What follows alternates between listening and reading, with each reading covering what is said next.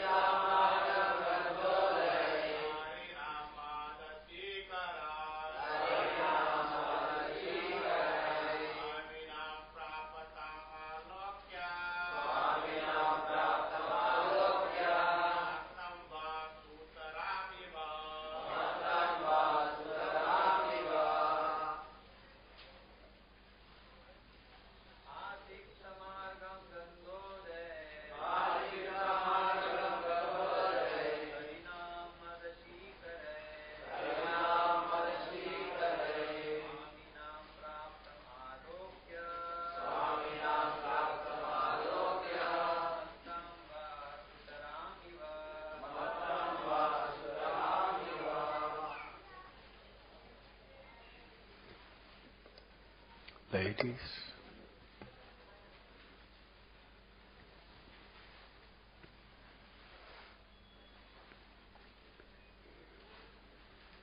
Ashikta Margam. The streets were sprinkled. Ganda Udhai. With perfumed water. Kodinam. Of elephants. Madasikarai. With particles of perfumed liquor. Swaminam. The master or proprietor. Praptam, present. Alokya, seeing personally. Matam, very opulent. Va, either. Sutaram, highly. Eva, as if.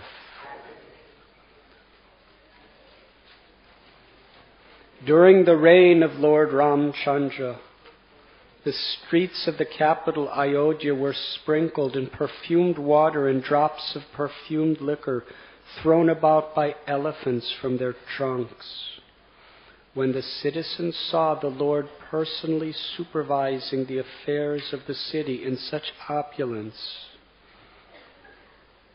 they appreciated this opulence very much. Purport by His Divine Grace, A.C. Bhaktivedanta Swami Prabhupada. We have simply heard about the opulence of Ram Rajya during the reign of Lord Ramchandra. Now here is one example of the opulence of the Lord's kingdom. The streets of Ayodhya were not only cleansed but also sprinkled with perfumed water and drops of perfumed liquor, which were distributed by elephants through their trunks. There was no need of sprinkling machines, for the elephant has a natural ability to suck water through its trunk and again throw it out in a shower. We can understand the opulence of the city from this one example. It was actually sprinkled with perfumed water. Moreover, the citizens had the opportunity to see the Lord personally supervising the affairs of the state. He was not a sleeping monarch, as we understand from his activities in sending his brothers to see affairs outside the capital and punish anyone who did not obey the emperor's orders. This is called Digvijay. The citizens were all given facilities for peaceful life, and they were also qualified with appropriate attributes according to Varnashram. As we have seen from the previous chapter, Varnashram Gunan Vita, the citizens were trained according to the Varnashram system. A class of men were Brahmins, a class of men were Kshatriyas, Vaishyas, and Shudras. Without this scientific division, there can be no question of good citizenship. The king, being magnanimous and perfect in his duty, performed many sacrifices and treated the citizens as his sons, and the citizens, being trained in the varnashram system, were obediently in perfect order. The entire monarchy was so opulent and peaceful that the government was able to sprinkle the streets with perfumed water. What to speak of other management? Since the city was sprinkled with perfumed water, we can simply imagine how opulent it was in other respects. Why should the citizens not have felt happy during the reign of Lord Ramchandra? The palaces, the palace gates, the assembly houses, the platforms for meeting places, the temples, and all such places were decorated with golden water pots and bedecked with various flags. Wherever Lord Ramchandra visited, auspicious welcome gates were constructed with banana trees and betel nut trees, full of flowers and fruits.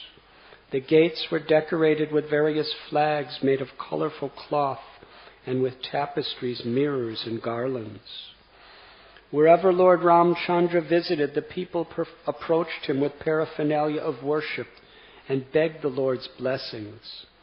"O Lord," they said, "as you rescued the earth from the bottom of the sea in your incarnation as a boar, you now maintain it. Thus we beg your blessings." Thereafter, not having seen the Lord for a long time, the citizens, both men and women, being very eager to see him, left their homes and got up on the roofs of the palaces. Being incompletely satiated by seeing the face of the lotus-eyed Lord Ramchandra, they showered flowers upon him. That's a good place to end.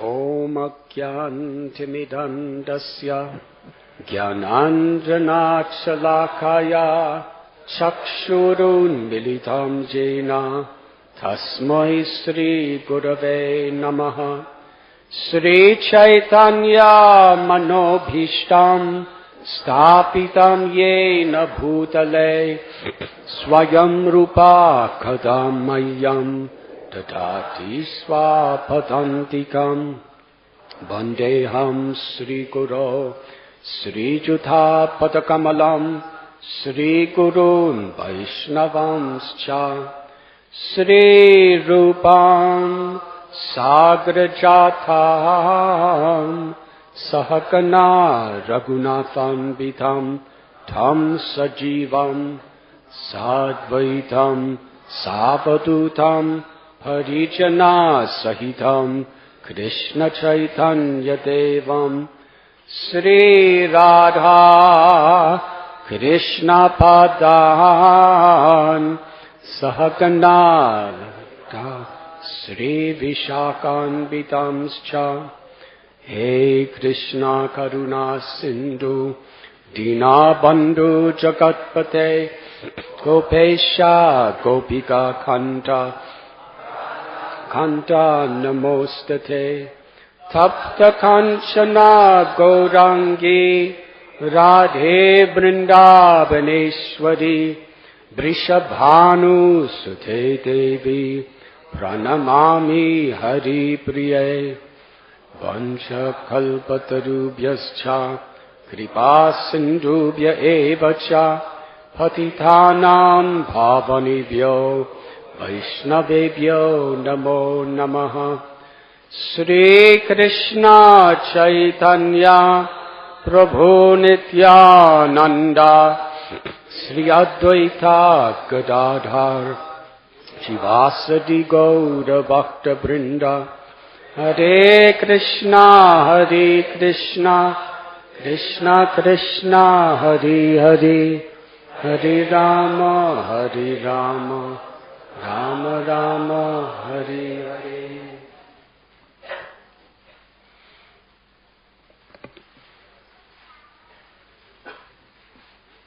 Thereafter, not having seen the Lord for a long time, the citizens, both men and women, being very eager to see him, left their homes and got up on the roofs of the palaces. Being incompletely satiated with seeing the face of the lotus-eyed Lord, they showered flowers upon him.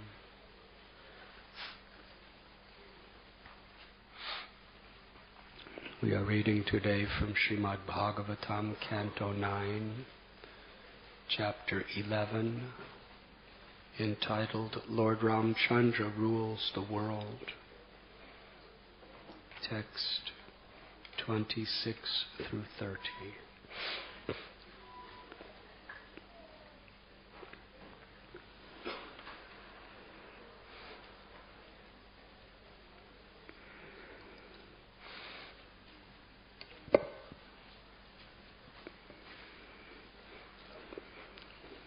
In this verse, Lord Ramchandra, having returned from 14 years in exile in the forest, is again living in the kingdom of Ayodhya, ruling the citizens. There is some sample explanation the wonderful management of the kingdom at that time. Especially in this purport, Srila Prabhupada is focusing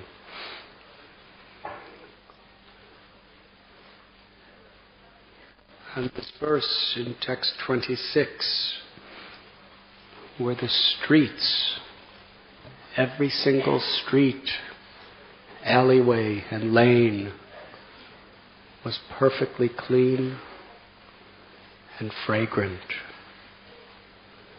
by the sprinkling of perfumed waters from the trunks of elephants. Which means there must have been hundreds, if not thousands, of elephants cleaning the streets every day. Have any of you ever been sprayed by an elephant? Just recently, when we had our yatra in South India. South India is a place, especially in particular areas, where they have really tried to preserve the very ancient sattvic culture of India.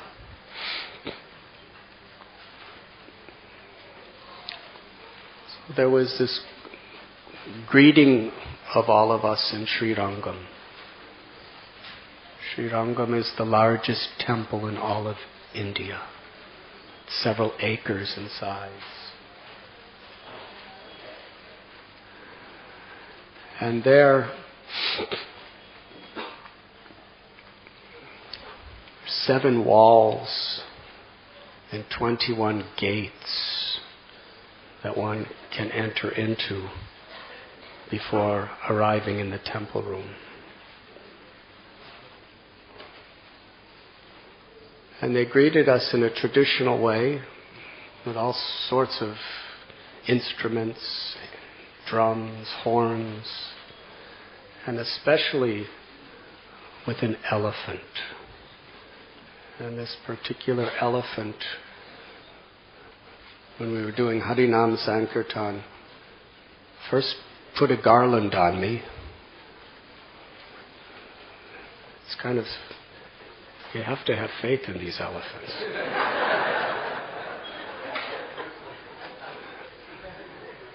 It's about 100 times my size standing in front of me. And to put a garland, they practically stand on top of you. And with the trunk, they go, and then they put, and then the elephant wanted to have a little musical concert for us. So someone gave the elephant, his trainer, a harmonica.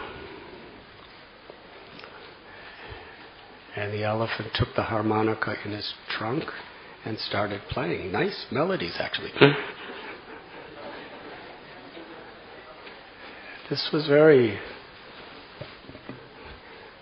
It was very esoteric to me, because 40 years before I threw my harmonica in the Ganges, thinking it was a distraction for my spiritual life.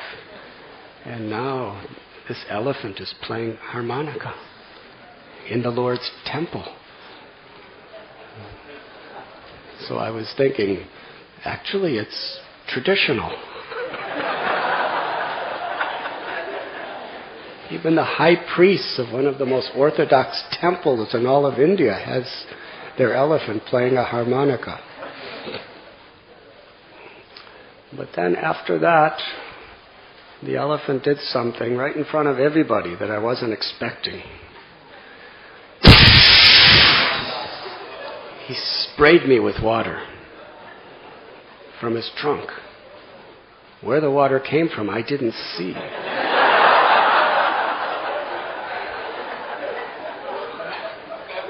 I don't know if he sucked water and let it out, or if he was just blowing his nose on me.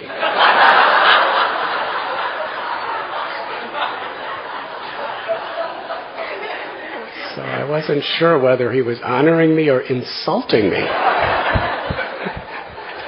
If he was taking perfumed water like this verse and spraying it, that would be like a honor.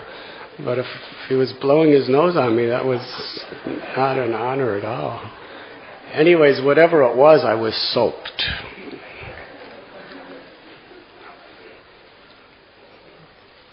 So I'm remembering this as we're reading about the elephants spraying.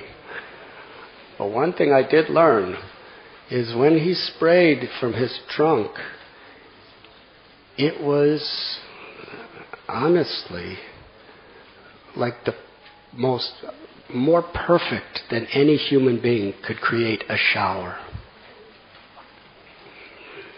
Just came out so forceful but so gentle, and such tiny little particles. Just like a gentle shower.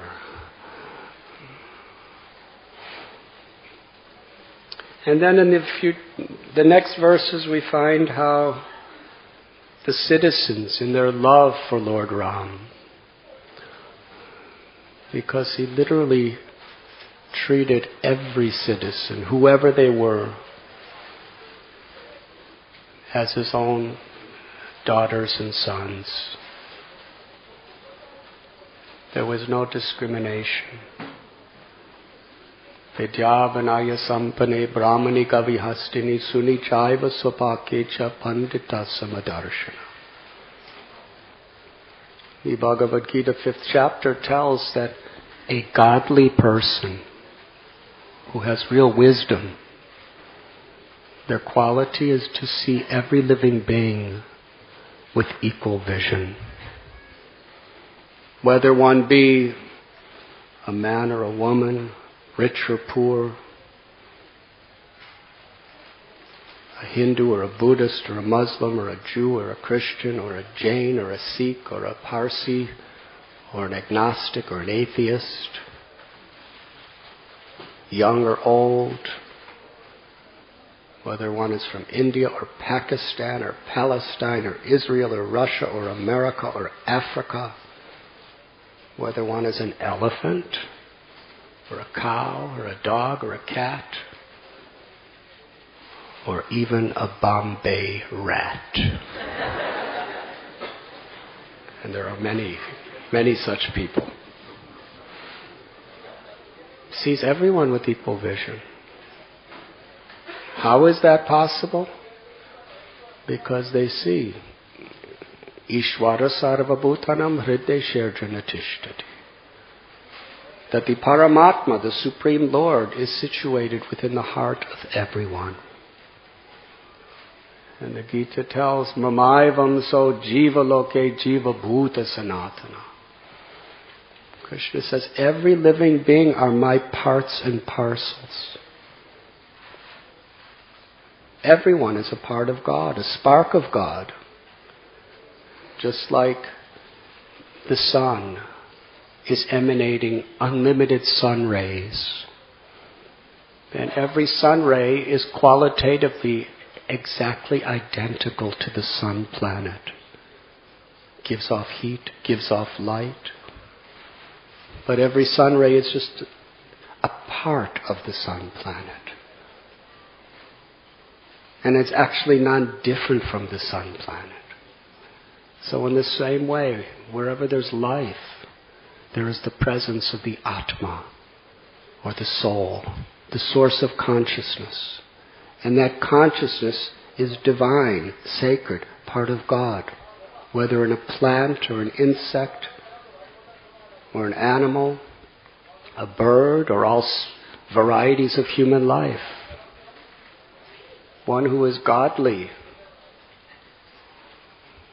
one who has true wisdom, sees every living being with this equal vision. And therefore, amanina manadena, offers respect to everyone. And actually has love for everyone. When we realize the spiritual essence within ourselves, we can recognize the spiritual essence everywhere, within everyone. So these are the qualities of a saintly person. Lord Ram is God Himself who has incarnated within this world as an avatar. So He is seeing everyone as His own sons and daughters. Krishna tells in Gita, Aham bija pratapita. I am the seed-giving mother and father of everyone. Because of such love, such care, such compassion. You see, a mother and father, when managing the household, they don't just manage the house and the affairs and in an impersonal way, just whoever happens to be here will get the benefits. A mother and father has very intimate personal concern and care for every one of their children. A good mother and father. And that is the way Ram treated everyone. And it is natural that if you give love, you will recognize the love in others. Sometimes we feel unloved. There may not be that much we could do about that, but there is something we could always do. We could love others. And when we actually express our love for others, then in most cases, people will reciprocate by giving love to us. And will actually be able to recognize it.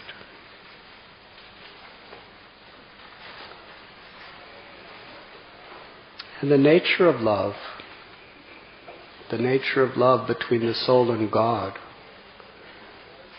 is based on the sincerity of our intent. Srila Prabhupada explains that Krishna does not see the things that are offered, but the intention, the purpose in which it is offered. Patram pushpam palam toyam yome bhakta prayachyati. In the Bhagavad Gita, Krishna tells, even if you offer to me with love and devotion a fruit, a flower, a leaf, or a little water, I will accept it. And there are countless examples of this within the great histories of India and the world. I'd like to tell a few stories in this regard. And we'll continue this evening also. Here we find Ramchandra in the most opulent city of Ayodhya, accepting the love of his devotees in the form of what we're reading about today. Incredibly decorated palaces, roads sprayed clean with the perfumed water from the trunks of elephants. So majestic and opulent, there's no city in the world today that could do this. But when he was in the forest in exile,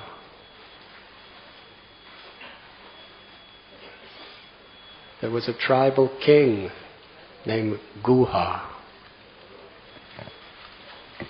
His people were just living in little straw huts in the forest. And Maharaj Guha offered Ram some straw to sleep on that night. And offered him some wild roots and herbs to eat. And Ramchandra was conquered by the offerings of Guha, because they were offered with love. When he came to Pampa Srovar, while Ram was looking for Sita, who had been abducted by Ravana, he was directed by Kabanda to this lake called Pampa, where he would meet Hanuman and Sugriva and make allies with them.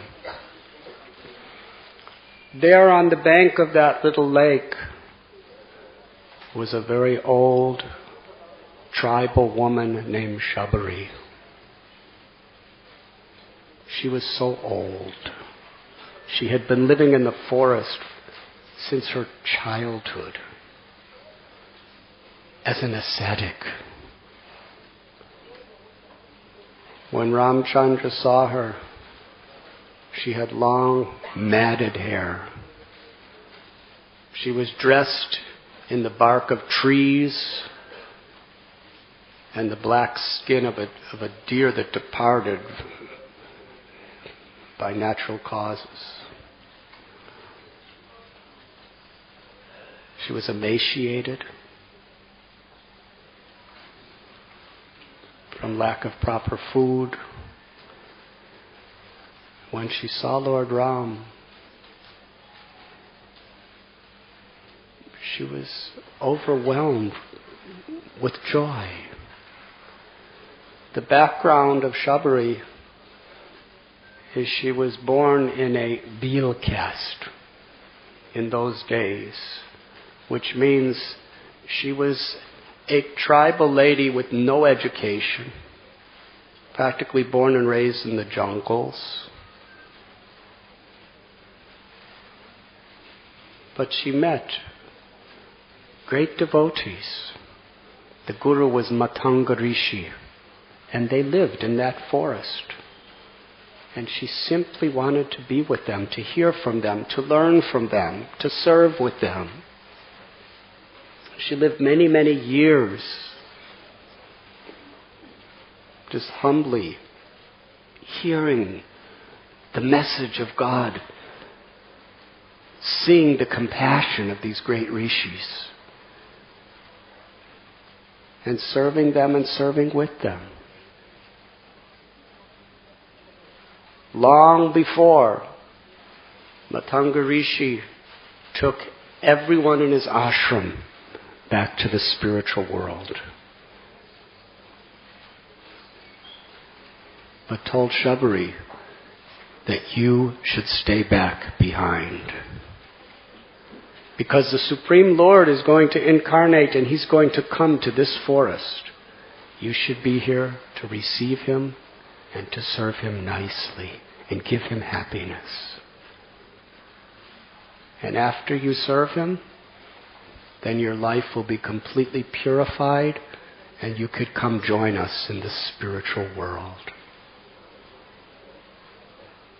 So her guru, all her gurus, And all their most intimate, loving friends, they all left for the spiritual world, and she was alone in that forest. Every day, she expected Ram to come. Every day she would wake up in the morning and thinking, today is the day Ram will come. And she would go out and collect fruits. The main fruit that grew there was a simple berry that monkeys like to eat.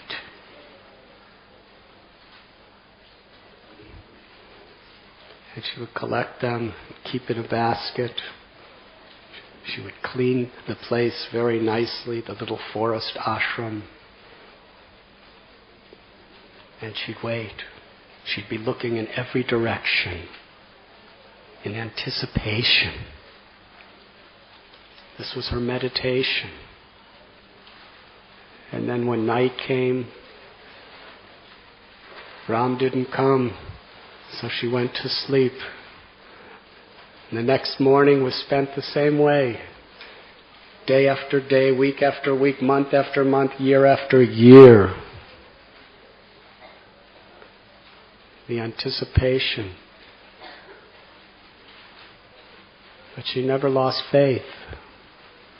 She never lost hope. Her Gurudev Matanga Rishi said, Ram will come and he will give you all life's perfections. She was patient. It's not that after a few months she gave up and decided to do something else, try to get a job somewhere. She knew 100% for sure Ram was coming, because it was the words of the great souls. Decades passed.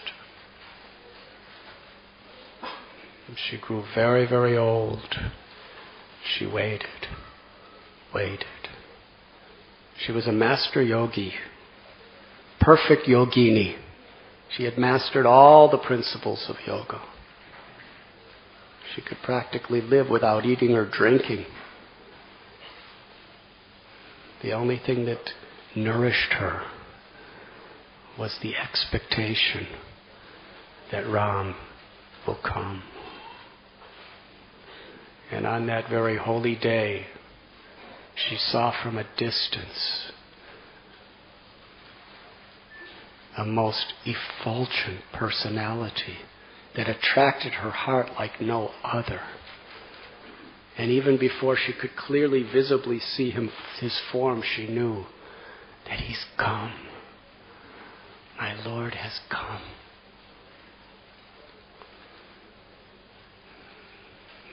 Now let's meditate on the setting. It's not that Shabari was waiting for God to come to her and he didn't come 1 day or 2 days, so she was trying to pass the time watching television or listening to music or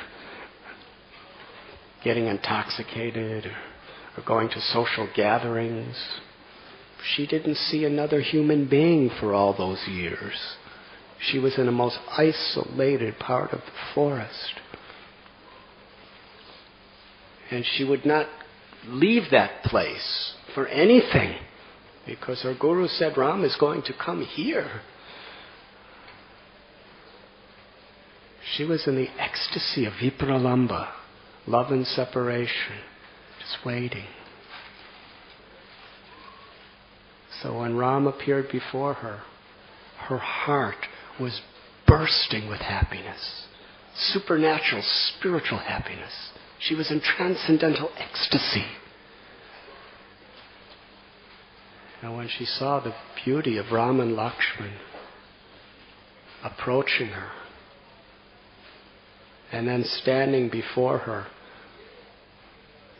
Shabari ran to him, although she was so old, incredibly old. But she wouldn't give up her life either until she rendered this service to the Lord. You see, she wasn't waiting to take something for God. She was waiting all those years with the anticipation to render personal service to the Lord. That was her dream. And when the Lord was standing before her, what did she have to offer? There was nothing. There was no grocery stores or markets to go and buy something. It was just a forest. But she had made, with her own hands, out of kusha grass, just a wild grass that grows out of the water, she tied together little mats. And she offered a kusha grass mat for Ram to sit on, and Lakshman. And they sat down. And according to the custom, when a great personality comes to your home, you wash their feet.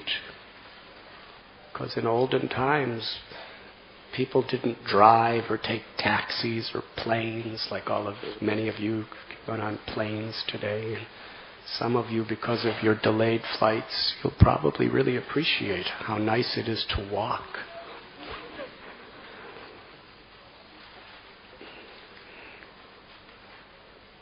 So when people would walk a distance to come to your house, the custom was to wash the feet with very cooling, nice, scented water to make your feet very, very cool and comfortable. And it's also the sign of humbling yourself before a special guest. So although Pampa Sarovar was very close by, the eagerness of Shabari was so intense. Tears were pouring from her eyes. Tears of ecstasy, tears of love, tears of gratitude. She profusely washed Lord Ram's feet with the tears of her love. And Sri Ramchandra,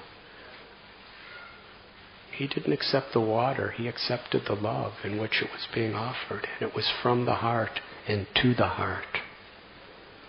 He was perfectly satisfied.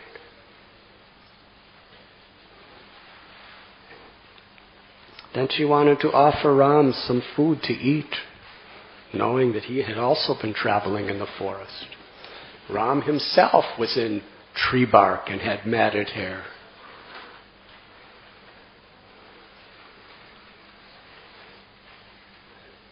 The fruits that Shabari had collected, the nature of that fruit is whether it's bitter or sweet, it looks exactly the same. The only way to tell is to taste it. Now, according to tradition, when you're offering food to the Lord, you never taste it. It's considered improper, disrespectful to taste something, then offer it to the Lord. We offer it as bhoga, and then after it's offered with love and devotion, the prasadam, the mercy, we accept. But for Shabari, as I said, she was very uneducated, coming from a very, very isolated little tribe in the forest. She just wanted Ram to have something sweet. She didn't know all these rules and regulations. So spontaneously she took each fruit and bit a little piece of it, like that. And if it was bitter, she put it aside for herself to take later. And if it was sweet, she took it out of her mouth and gave it to Ram. And he ate it, tasting the sweetness of her devotion. And after he ate to his full satisfaction, he exclaimed that even when I was in the city of Ayodhya, being fed by my father, who was the king, the most luxurious dishes, and even as I've been wandering through the forest, eating sometimes the most succulent fruits from the trees, I have never, ever tasted anything so sweet and satisfying to my heart as these berries that you, Shabari, are giving to me today. Was it the berry? Or was it the loving intention in which she was giving?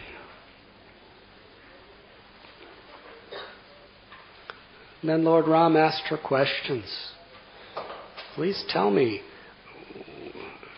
have you found what you're looking for through your asceticism?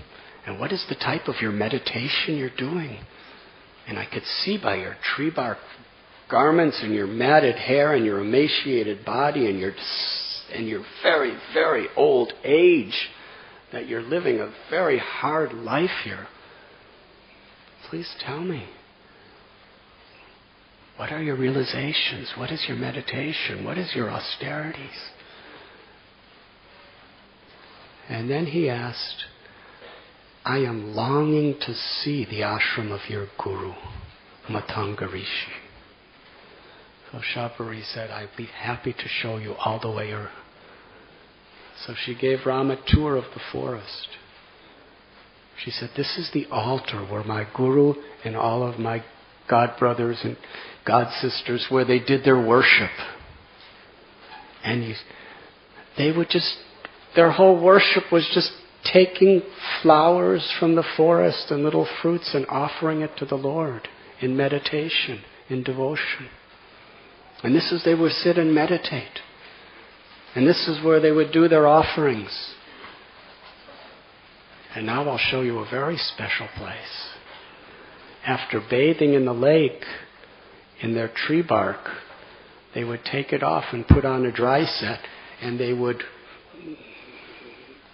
hang their wet tree bark here. And she said, look, the tree bark is still wet, just as it was minutes after they washed. And it's decades and decades later. And the flowers and the fruits that they offered on the altar, they're still just as fresh as they were the day they were offered. Just to keep within her heart the memory of these great personalities who had all left her for the spiritual world. The Lord, by His own transcendental potency, kept everything in the forest just as if they had left a few minutes ago. Why? Just to give that experience, that feeling of joy to Shabari. After she honored and worshipped the Lord in her most simple way, she said, actually, I want to offer prayers to you, but I don't know any prayers. I have no education. She didn't know any verses from any scriptures. She didn't have that mental capacity of her brain. But the Lord told her that the sincerity of the love of your heart is the very fulfillment and perfection of offering of all prayers.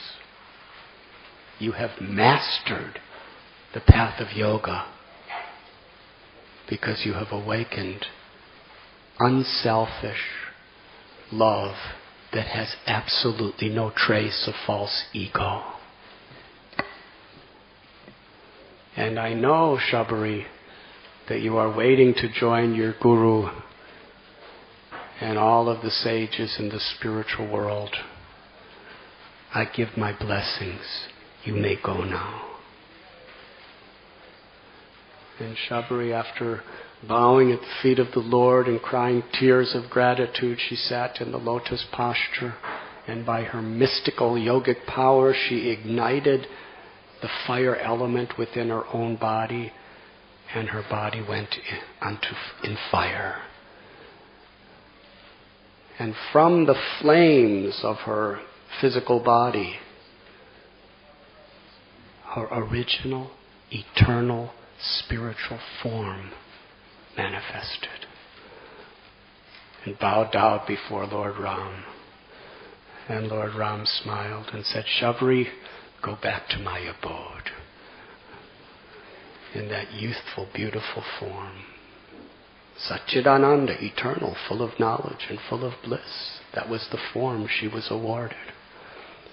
And she ascended to the spiritual world.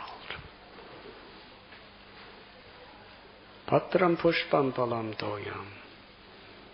What did she offer Ram?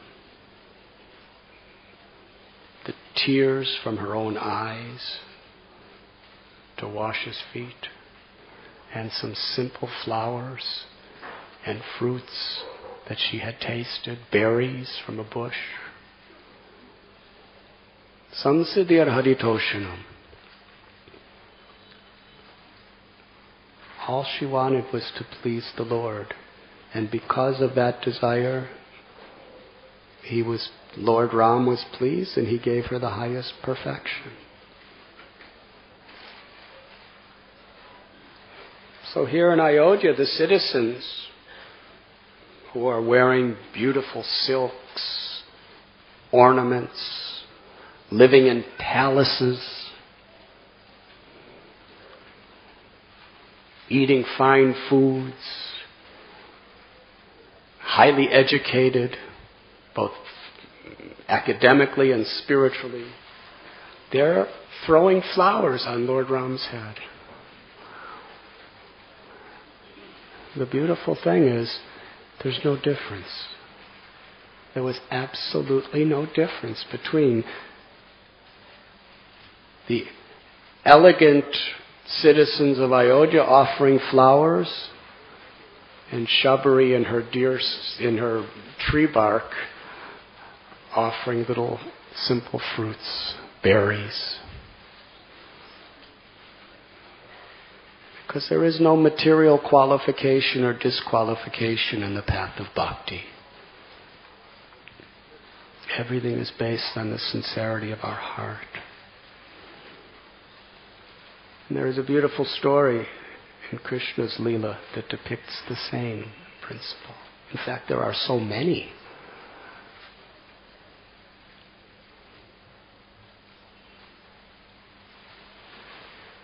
In Ram's Leela, Bharat spent his whole life worshipping the shoes of Ram for those 14 years. And Ram was manifested in those shoes at every moment for him. Sita, the eternal consort of Ram, who is the feminine aspect of the divine. According to the Vedic system, God is both male and female, equally. And the male and female natures in this world, their origin is in the eternal spiritual realm, where the Lord has a male and female aspect, called by different names in different times and different places. Sita and Ram, Radha, Krishna, Lakshmi, Narayan, Parvati, Shiva, Bhu, Varaha. Sita, who is the feminine divinity, the eternal female aspect of the Supreme, appeared in the town of Mithila. Have any of you ever been to Mithila? Please raise your hands. We should go on yatra to Mithila. It's a beautiful place. I lived there exactly 40 years ago. And it was such a simple village. While we're on the subject of elephants, that was the main form of transportation. Elephants. Beautiful temples there. And so many devotees of Sita and Rama. But it was in those days, I don't know what it's like now, because 40 years could change holy places in this age of Kali. But in those days there were no cars, no trucks, there wasn't even motorcycles. I remember I was sitting on the main highway of Mithila. Would you like to hear this story? Thank you. The main highway was a dirt path.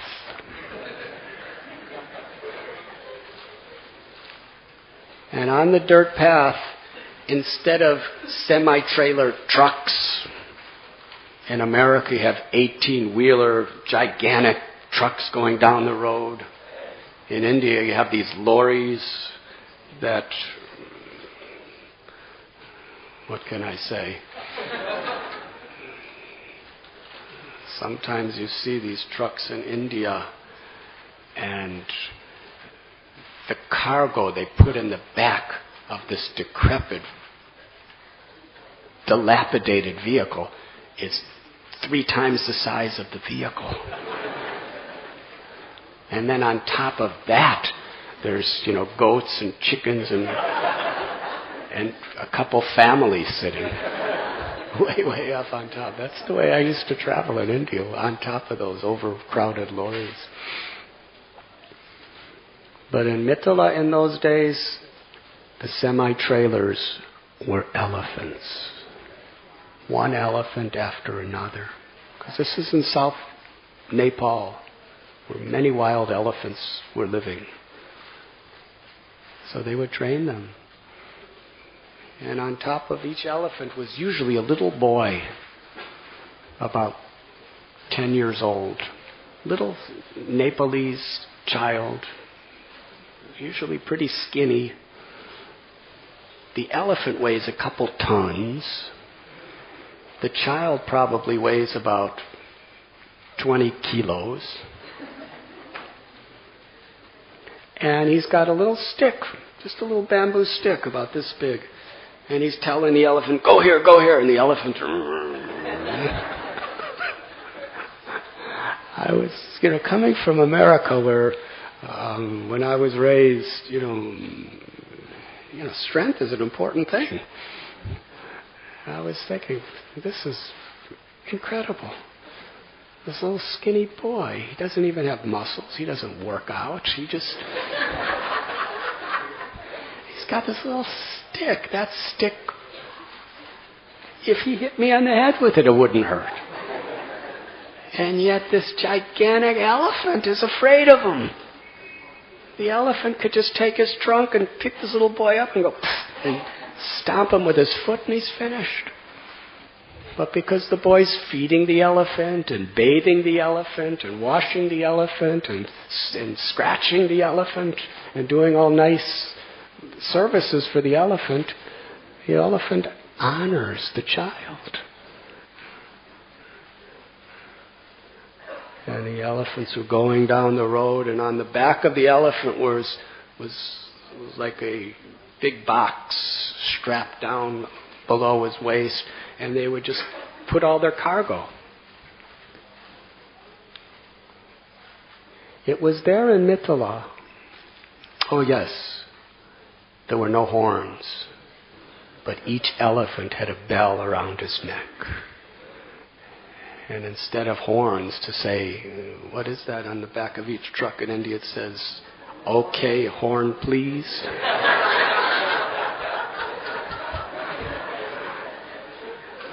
Oh, they didn't say that on the back of the elephant.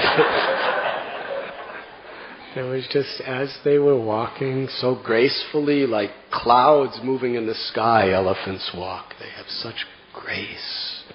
It's really incredible creation. The biggest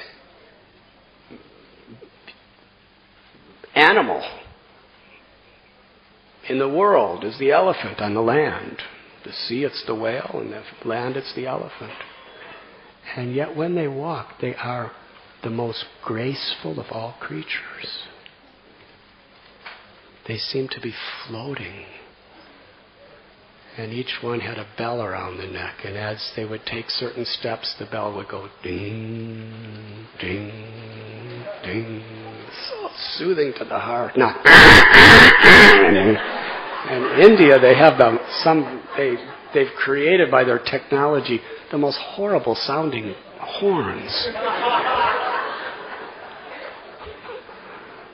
It was such a relief, just ding, ding, ding. And everybody knew there's somebody behind me,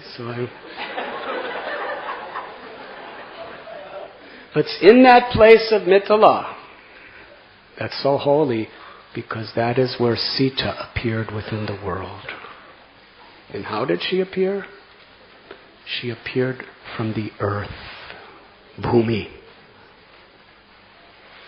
Her father Janak, there was a great drought in his kingdom. So he understood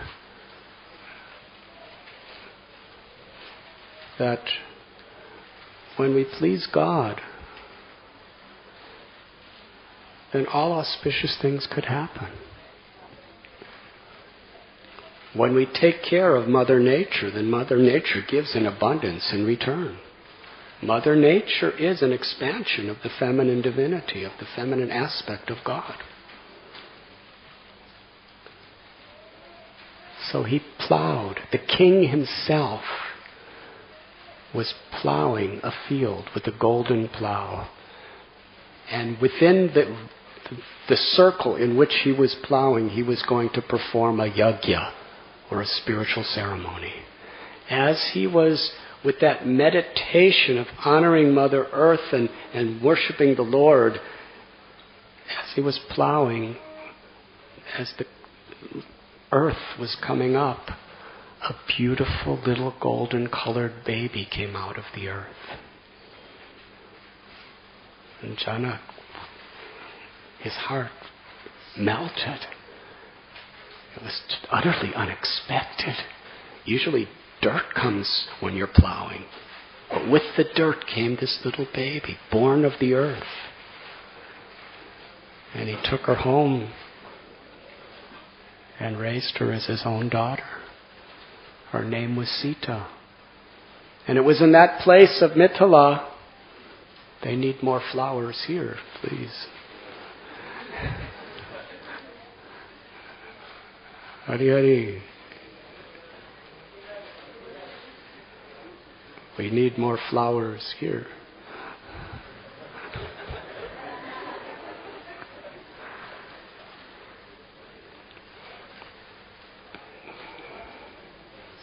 It is the place where Lord Ram with Vishwamitra Muni and Lakshman came, and Ram broke the great bow of Shiva and married Sita. So I was so happy to go there. And while I was there, I learned that Krishna also came there. And this is described in Srimad Bhagavatam, the great scripture.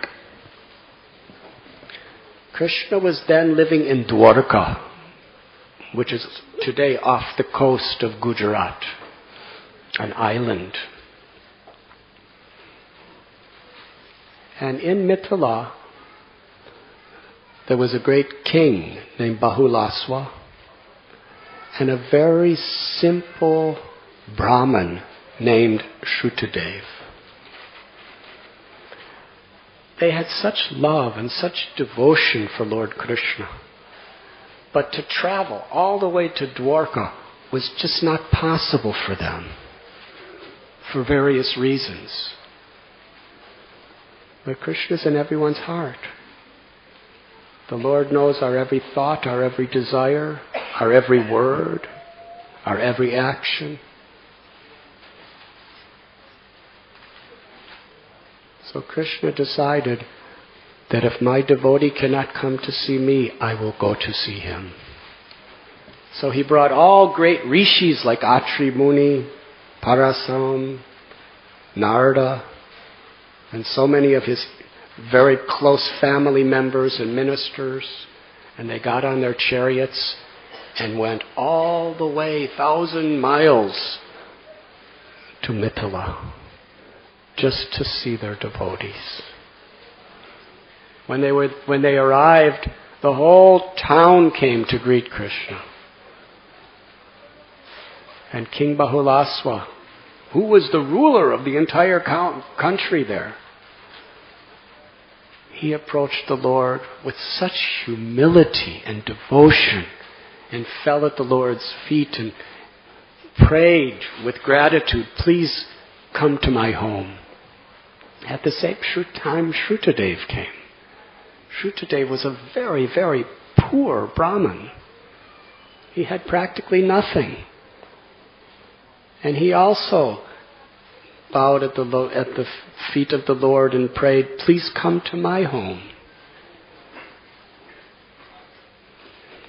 One lived in a royal palace, one lived in a little straw hut.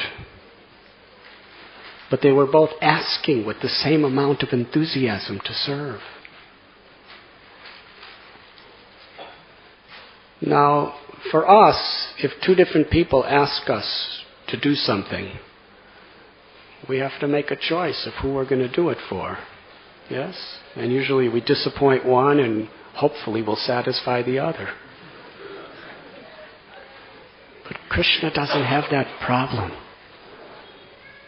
Because the Lord is Abhigya and Swarat. He's all-knowing, seated in the heart of every living being, and He's also independent, can do anything. He has Achintya Shakti, inconceivable potencies.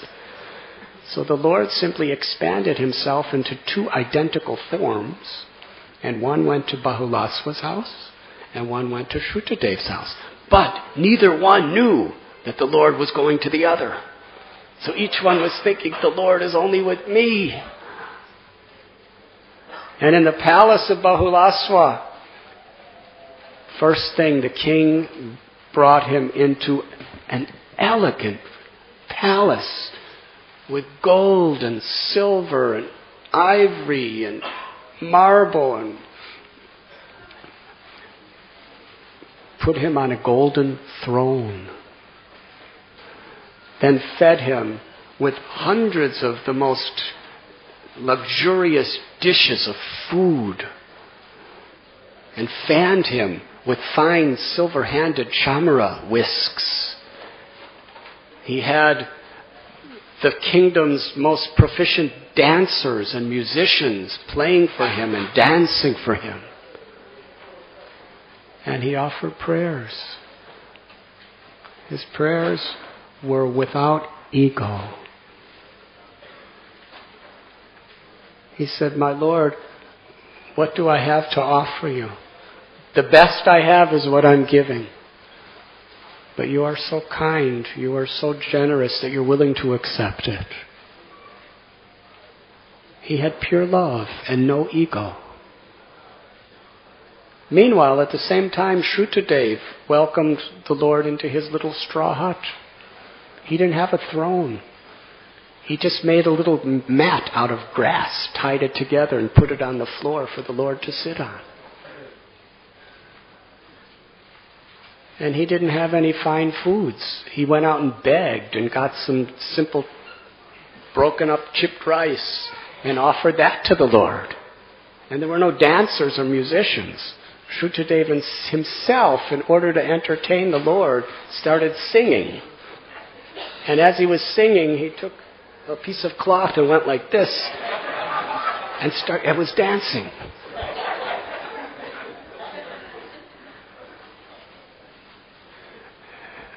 And the Srimad Bhagavatam tells that Lord Krishna was equally satisfied in every way by both Shrutadev and Bahulaswa. Because it's not the thing that the Lord accepts.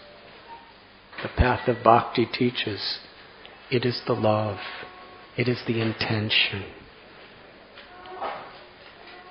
I remember my mother taught me this principle from my earliest childhood. She herself was born and raised in the Great Depression. Her family was in tremendous poverty. Her parents were Jewish immigrants that came from Eastern Europe and Russia. They hardly spoke English. Her father died when she was a young girl. Her mother had severe diabetes. She was very sickly. She couldn't work. Her elder sister was attacked in an alleyway because it was such a rough neighborhood. And because of that trauma, she became mentally so traumatized, she couldn't function at all for the rest of her life. And my mother had a younger sister who was in grade school. My mother had to work. As a child, she went to school and she worked and she worked and she worked. Such a simple family. Then she married my father, and somehow or other he was very enthusiastic, and he started making money, and he was trying to provide for all the other family members of both families. And then when I was 9 years old, he went totally bankrupt and lost everything. And my mother, she never complained. She never wasted. She raised 3 incredibly wild children, especially my older brother. Even today, 50 years later, his name is remembered in the neighborhood. He wasn't a criminal. He was just so mischievous. He loved to get people upset. And he knew just how to do it. In school, he used to plant smoke bombs in the desks of his teacher.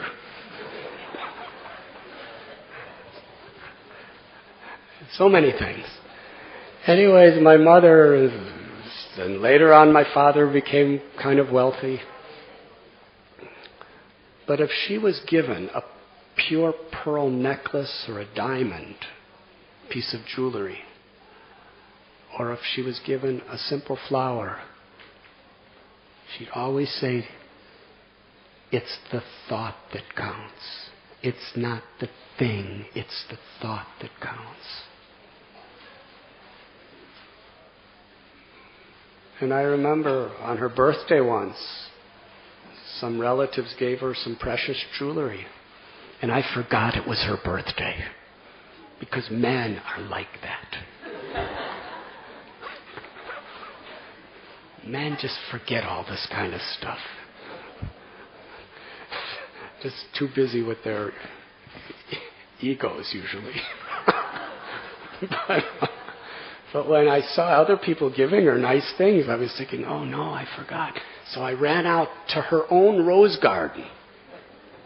She personally planted those roses in our little backyard, and she watered them, and she, pruned them. And I went and stole a flower from her own rose garden. And I didn't even take the thorns off them. And I ran inside and said, "Happy birthday." And she started to cry in happiness. She knew I stole it from her garden. And she just took that rose, and she, with tears of gratitude and love, she smelled it, and she said, "It's the thought that counts. It's not the thing, it's the love in which it is offered that makes anything meaningful." If we have a grateful heart, we could actually appreciate the meaning and the value of something. Now, what the heart is really longing for is not things. The heart is not longing for Mercedes or Ferrari. The heart is not longing for Apple computers or iPods or beautiful homes in Malabar Hill. which is like Beverly Hills in the West. The heart is yearning for love. It's the only thing that could satisfy the heart, is to love and be loved. And where is this coming from? Why are we like this? Its origin is in Radha and Krishna. Krishna's Rasa Bihari. His greatest pleasure is giving and receiving love. This is a universal principle. The Bible says the first and great commandment is to love God with all your heart, all your mind, and all your soul. And to the degree we love God, we can experience God's love for us. God's love for us is forever. But we can't recognize it. We recognize it to the degree we reciprocate to love God. And to love your neighbor as yourself. If you love God, you'll see a part of God in everyone. You can't not love.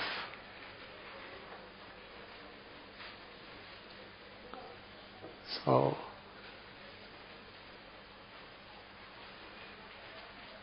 whether Krishna's getting beautiful jewelry from Bahulasva, or whether he's getting a straw mat from Shrutadev, Krishna's seeing the love in which it is offered, and he sees it identical. This is bhakti. And gratitude to my mother who taught me this principle before I knew what bhakti was. It's the thought, it's the love. That is the substance of everything of real value within this world. And today's festival is based on this principle.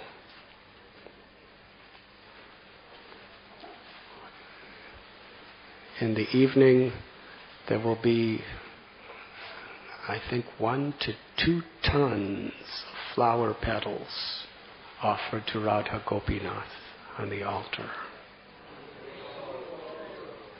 And after it's all offered to them, it will be offered to us in a very exciting way. And we are united. It's so beautiful today. I see among you, I see multimillionaire industrialists and businessmen sitting together with simple farmers. I see PhD engineers sitting with people who really have no education, including myself. I only have 1 semester of junior college.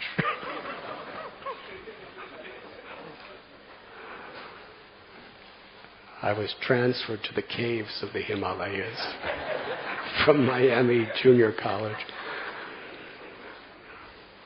I see males and females, young and old. I see some places 3 generations, grandparents, parents, and children.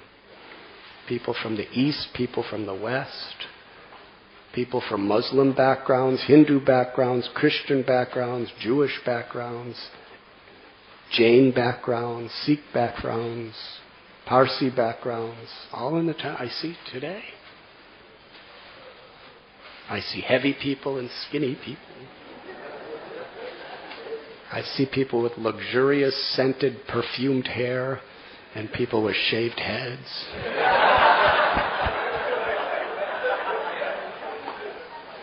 I see people from all different castes.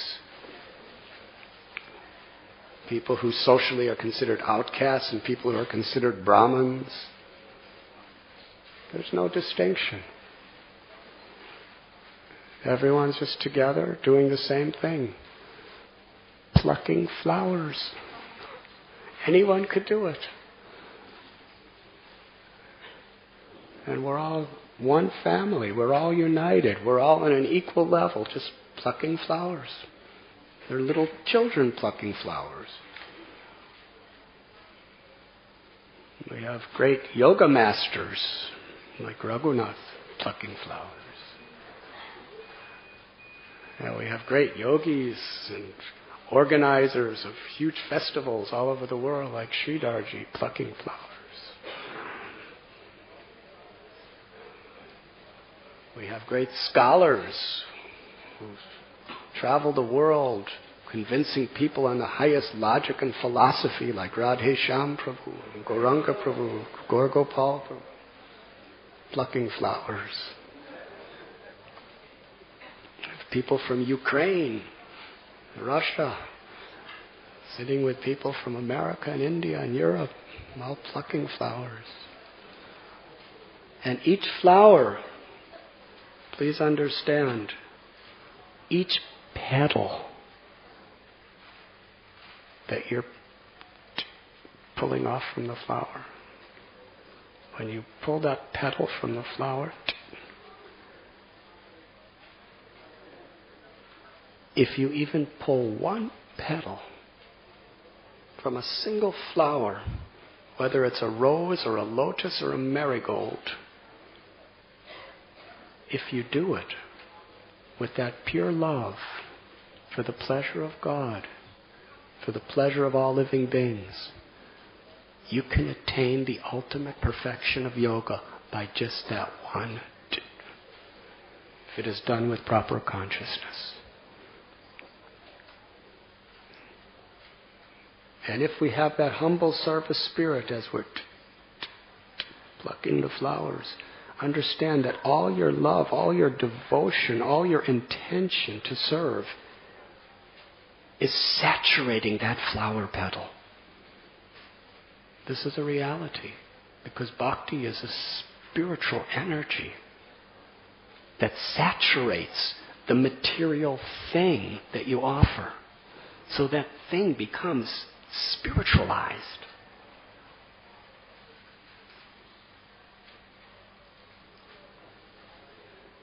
And the combined love of hundreds and hundreds of people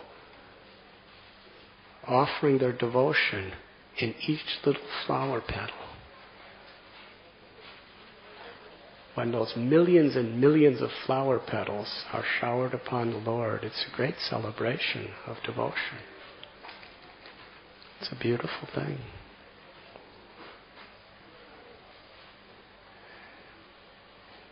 To unify our hearts in this very simple, accessible way in which everyone could be included, as an offering of our collective love to Krishna, to Radha, to each other, and to the whole world. That is the purpose of this festival, Pushyabhishek. And in order to really appreciate the festival tonight, it's nice to be here today, actually being the prime star participants, plucking flowers. For Krishna, just that one little pluck of a single petal is more significant than great conquerors with armies conquering entire empires with ego.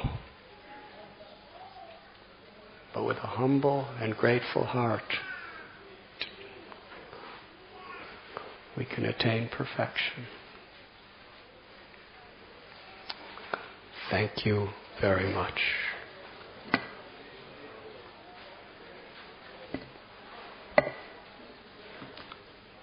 So at this time, I'm going to get off this seat and actually do something useful and pluck flowers with the rest of you. Srila Prabhupada ki jai. Shri Radha Gopinath ki jai. Jai Jai Sri Radhe.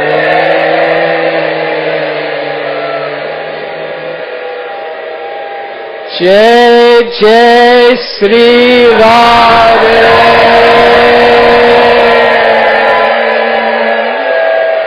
Jai Jai Sri Radhe.